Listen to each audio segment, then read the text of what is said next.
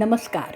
आपण ऐकतोय पुष्पाताई नाईक लिखित संत जनाबाईंचे सार्थ अभंग आणि अर्थ या पुस्तकाचं प्रकाशन केलेलं आहे आशिदा प्रकाशन डोंबिवली. आज आपण ऐकणार आहोत तीर्थावळी भाग 64 आणि आज आपण अभंग घेणार आहोत 330 पासून पुढे. जाऊनी राऊला जोडून या हात, बोले ज्ञानेश्वर विठोबासी. करावी ही तीर्थे आवडी अंतरी, घ्यावे बरोबरी नामदेवा. ऐकताची ऐसे म्हणे पांडुरंग, न धाडिता राग येईल तुझ. तयावीण मज घडी जरी जाय, युगा ऐसी होय ज्ञानेश्वर. जनी म्हणे मग नामया पाचारी, कृपाळू वाहरी माय भाव. अर्थ: विठोबाला विठोबाच्या देवळात जाऊन ज्ञानेश्वर हात जोडून विठोबाला त्यांच्या तीर्थयात्रेबद्दल सांगतात. पांडुरंगा, मला तीर्थस्थानी जाण्याची मनापासून आवड आहे. नामदेवालाही सोबत घ्यावं म्हणतोय.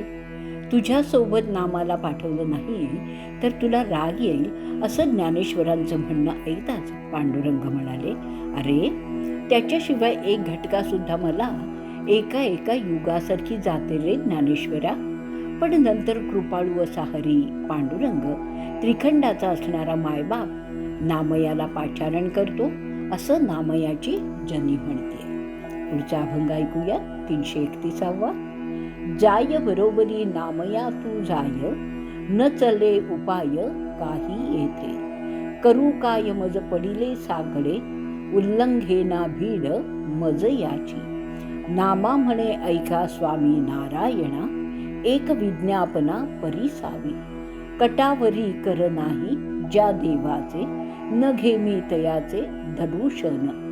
मारिताची हाक यावे त्वा धडकरी, बरे म्हणे हरी नामयासी. निवृत्ती ज्ञानेश्वर सोपान सांगया, जनी म्हणे तया सांगत असे.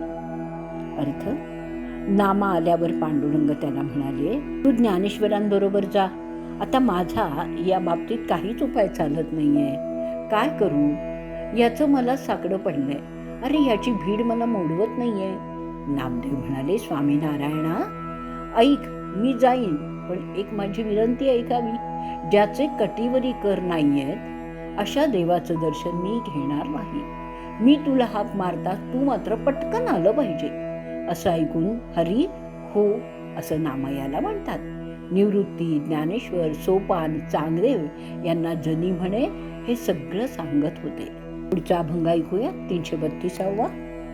तुम्ही सकळीक संत आहात सज्ञान, हे माझे अज्ञान फार आहे. याच बरोबर चालावी हो वाटे, मोडतील काटे सांभाळावे. हळूहळू जावे करू नका घाई, चाला याची नाही सवय त्यासी.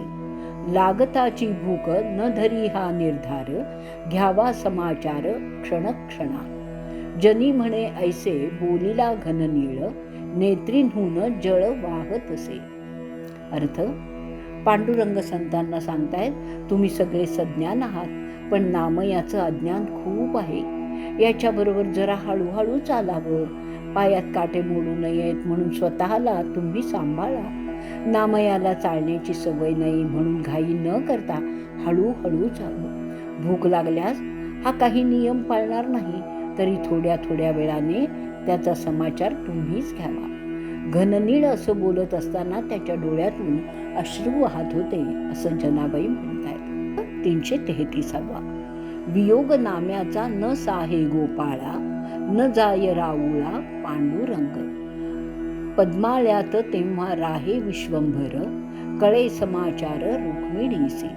चलावे मंदिरी स्वामी पुरुषोत्तमा, येईल गे नामा माझा जेव्हा. तयावीण मज दाही दिशा ओस, न लागे चित्तास गोड काही. जनी म्हणे ऐसी आवड नाम्याची, म्हणोनिया त्याची झाले दासी.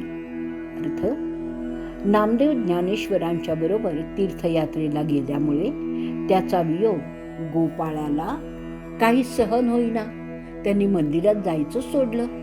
पद्मालयात विश्वंभर राहत असल्याची वार्ता रुक्मिणीला कळली. म्हणून हे स्वामी, पुरुषोत्तमा, तुम्ही मंदिरी चलावं असं रुक्मिणी म्हणाली.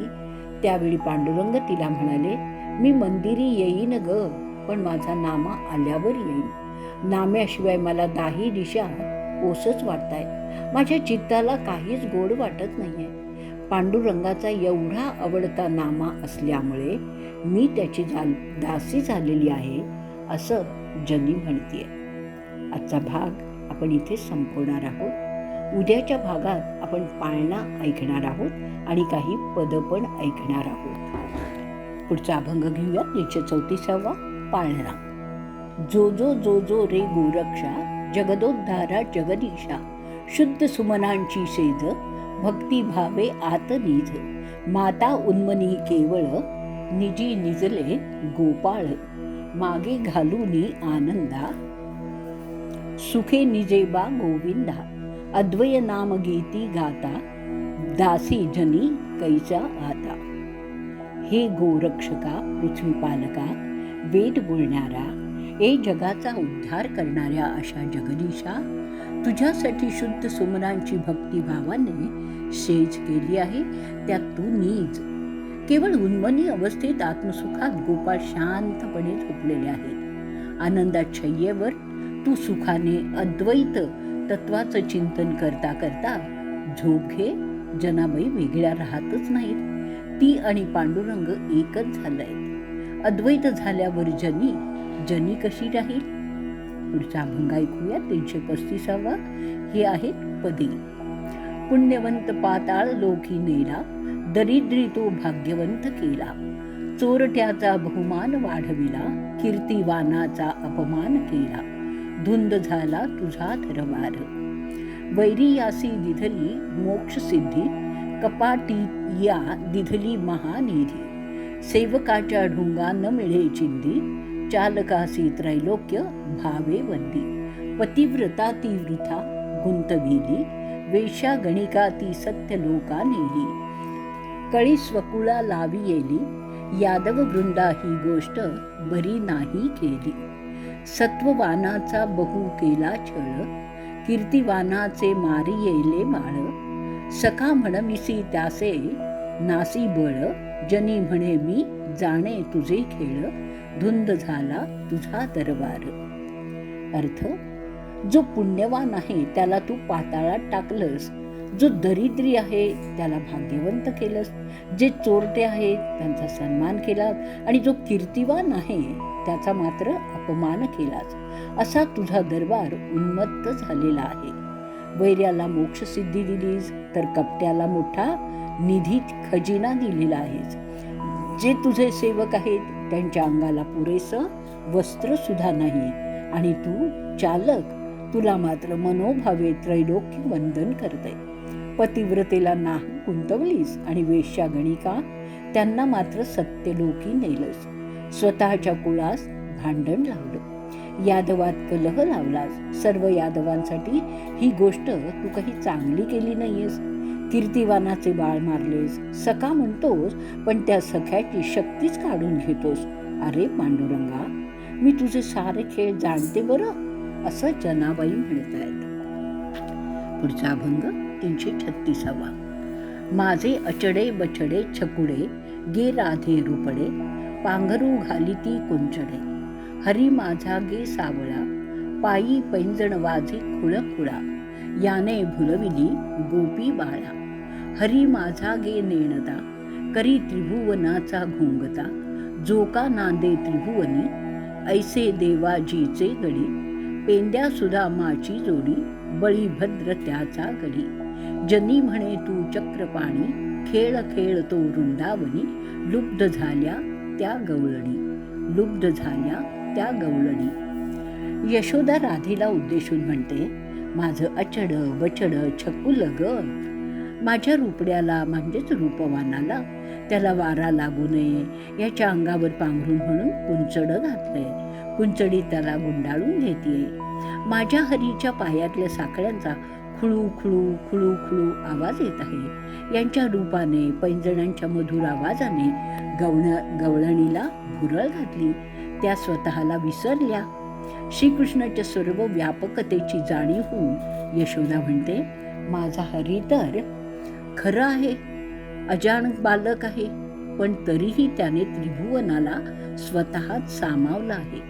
त्रिभुवन रूपी कांबळीची बंडी म्हणजे घुमटा घालून तो नांदतो आहे. या कडव्यातील श्रीकृष्ण इतर गोपाळांसह रानात गायी चारण्या इतका मोठा झालेला आहे आणि त्यानंतर अजून मोठा झाल्यामुळे गुरुगृही अध्ययनासाठीही गेला आहे. म्हणून यशोदा म्हणते, माझ्या श्रीकृष्ण देवाचा पेंड्या सोबती असून गायी राखण्यात तो मदत करतो. तसंच ब्रह्मचर्याला सोबती सुदामा, वडील बंधू बलरामही सतत संगतीला आहेत. जनाबाईच्या डोळ्यासमोर वृंदावनात खेळणारा चक्रपाणी येतो, ज्याच्या मनमोहक स्वरूपावर गवळणी लुब्ध झालेली आहेत. कठीण शब्दाचा अर्थ सांगायचा राहिला. घोंगता, घोंगता म्हणजे कांबळीची बंडी. पुढचा अभंग ऐकूया, 337वा. विठोबा मला मूळ धाडा, धावत येईन दुडो दुडा, चरणी लोळे न गडबडा, माझा जीव झाला वेडा. कर ठेवुनी कटावरी, उभा राहिला विटेवरी, मुकुट घातला सरी, कलगी खोवली वरी. पीतांबर नेसूनी या पिवळा, गळा पै तुळशीच्या माळा, की रूप सुंदर सावळा, तेज झळके झळाळा. नामदेवाचे कौतुक, मला सापडले माणिक, विठोबा पाहुनी तुझे मुख, हारपली माझी तहान भूक. विठोबा तुझी संगत बरी, जैसा चंदन मैला लगिरी, संत चालले पंढरी, निशाण पताका जरतारी. जसी मोहोळासी लुब्ध मासी, तसी तू सखी माझी होसी. सुख दुःख सांगेन तुझ पाशी, माझा जीव होईल खुशी. काळी मध्यान्ह रात्र झाली, फेरी विठ्ठलाची आली, जनी म्हणे चूक पडली, भेट नाही विठ्ठलाची झाली, भेट नाही विठ्ठलाची झाली. अर्थ, जीवाच्या तळमळीने जनाबाई विठ्ठलाला विनवतीये, अरे विठ्ठला, मला मूळ पाठवा. मूळ आल्याबरोबर त्यासोबतच मी लागलीच येईन. येताच तुझ्या चरणी लोळण घेईन, गडबडा लोटांगण घालेन. तुमचं समचरण पाहण्यासाठी माझा जीव वेडावला आहे. तिची ती आर्तता, तिची ती तळमळ पाहून पांडुरंग करकटेवर ठेवून विटेवर उभा राहिला. शिरावर मुकुट, त्या मुकुटावर रत्नजडीत तुराही खोवला होता. पिवळा पितांबर परिधान केलेला, गळा तुळशीच्या माळा घातलेल्या, असं विठ्ठलाचं रूप, सुंदर सावळं रूप आणि त्या रूपाची झळाळी उठून दिसत होती. असं हे तेजाने झळकत असलेलं विठ्ठलाचं रूप पुढ्यात पाहून विठ्ठलाला नामदेवांचं कौतुक सांगतेय की मला नामदेव रूपी माणिक सापडलाय आणि आता तुझ्या मुखदर्शनाने माझी तहान भूकच हरवलेली आहे. मलय पर्वताला अखंड चंदनाची सोबत, तशी तुझी संगत आणि सोबत मला पण आहे. जरतारी पताका, ध्वज, निशाण घेऊन संत मंडळी पंढरीला चालली आहे. हे विठू माऊली, मोहोळावर जशी मधमाशी लुब्ध होते तशी मी तुझ्यावर लुब्ध झाली आहे. तरी तू माझी सखी हो.